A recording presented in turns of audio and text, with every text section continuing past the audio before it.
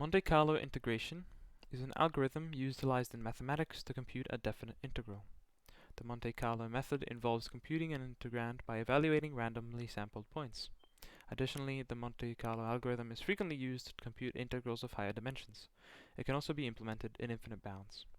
This report will cover the process of the Monte Carlo algorithm and the various methods in which it is implemented, including random sampling and pseudo-random sampling of integrands. The Monte Carlo estimate proves extremely useful in approximating the value of a definite integral, increasing in accuracy as the number of samples increase.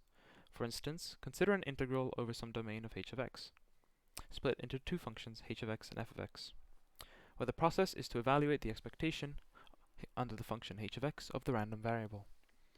This can be achieved using the Monte Carlo algorithm. The estimate is obtained from sampling excessive amounts of values from the distribution of the function f of x. Additionally, the algorithm calculates the outcome of the values sampled from f of x and determines the average of all determined values. Due to the law of large numbers, it is guaranteed that the estimate always converges to the true value of the integral. Monte Carlo integration is prohibitively time-consuming when performed manually, so it is always implemented in a programming language. The reason that you need to perform the Monte Carlo method multiple times is so that it can converge onto the right answer. This graph shows the value reached after a certain amount of samples and highlights that as you increase the number of samples, the value gets closer and closer, converging to a reasonable level of accuracy after it reaches the 1,000 samples per trial. In order to demonstrate the effectiveness of importance sampling and converging the integral faster, we'll look at calculating the probability of a standard normal distribution being greater than 2. Using importance sampling on normal distributions can be enormously useful due to the large amount of area with little impact. Here we see the distribution of points is distributed using another normal distribution in order to favour important points. This results in massively reduced error and convergence times. As you can see, the graph on the left converges far more quickly, reaching the same level at 10 trials that the other graph without importance sampling does at 1000. It also massively reduces the error and variance of the error, because we know that a large majority of the points will lie within the important areas. We can consistently expect a lower level of area, and this is proven by the lack of error spikes in the graph to the right. Importance sampling reduces the error of the Monte Carlo estimator while concurrently increasing the algorithm's efficiency. Such is achieved by reducing the algorithm's variance and by reducing the number of redundant computations. It does so by favouring points of higher importance below which to integrate the function, over points randomly sampled from a uniform distribution. These important points are chosen from a selected distribution function that is of a similar shape to the integrand. Using the same function from earlier, we can introduce the function q of x that represents some distribution. The integration can then be calculated using the following, where fx on qx is called the importance of the sampling. This is easy to do for common distributions such as Gaussian, gamma, or beta, though some cases require proxy distribution to facilitate the sampling. These proxy distributions require specialized code and greatly increase the complexity of the program. Importance sampling is not the only method for sampling more important points. Among the alternatives is rejection sampling. Like importance sampling, rejection sampling uses some probability distribution q of x to generate its random points. However, it then uses another uniform distribution to decide whether to accept or deny the point from qx. Rejection sampling requires a proposal point x dash generated from a distribution q of x. Some number v is then generated from a uniform distribution, and if v is greater than fx dash on qx dash, proposal point x dash is rejected.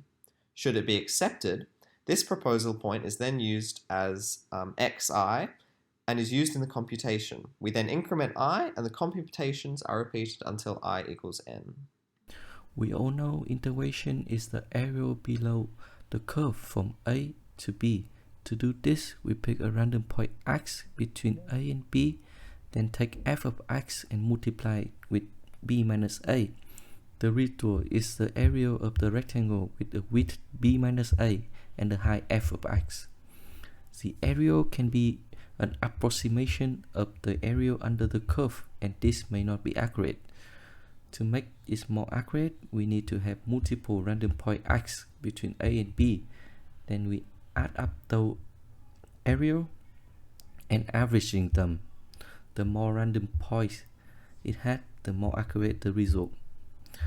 Here is the formula for basic Monte Carlo estimator, and below that is the image explain how it works with 4 random point x. And similarly, we have the formula for higher dimensional integral. The Monte Carlo method of evaluating integrals is highly customizable and becomes extremely efficient at higher dimensions in comparison to other algorithms.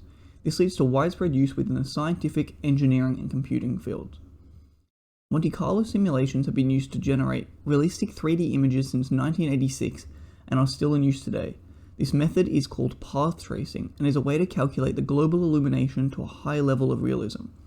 For a single point on the screen, each ray that strikes it is integrated through and the result is run through a BRDF. The bidirectional reflectance distribution function, or BRDF, is a function that calculates how light is reflected on a surface.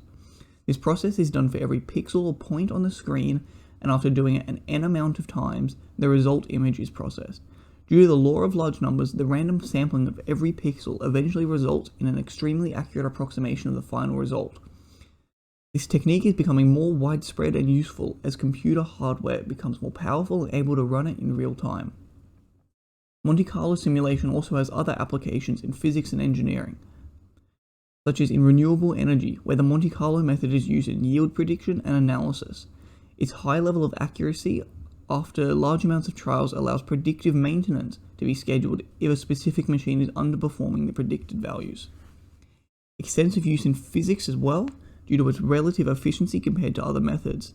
In fields such as physical chemistry and statistical physics, the algorithm sees uses such as calculating molecular collision behavior. Effectiveness in calculating particle behavior also leads to uses in engineering, where it can be used to generate models for heat shields and aerodynamic models.